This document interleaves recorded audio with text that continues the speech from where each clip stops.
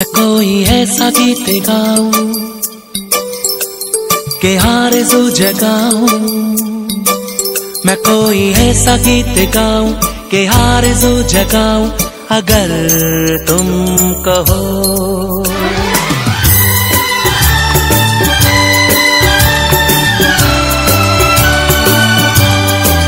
मैं कोई ऐसा गीत गाऊं के आरज़ू जगाऊं, अगर तुम कहो।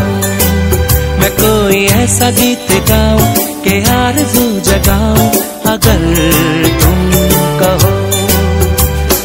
तुमको बुलाऊं ये पल के बिछाऊं। मी श्रीलाल मुंबई सुपर कसाट आईस्क्रीम खायला आलोय।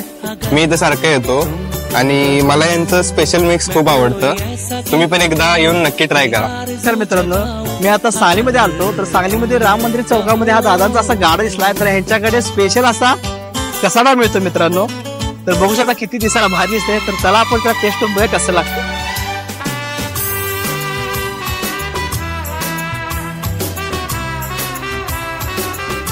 खरंच याची टेस्ट खूप छान आहे मित्रांनो, एवढं भारी वाटलंय की एक नंबर असं टेस्ट आहे जी। तर तुम्ही खरं नक्की ट्राय करा मित्रांनो। राम मंदिर चौकात आपल्या, आणि याचं टायमिंग आहे 6:30 ते रात्री 11:30 पर्यंत। धन्यवाद, भेटू पुढच्या व्हिडिओ मध्ये।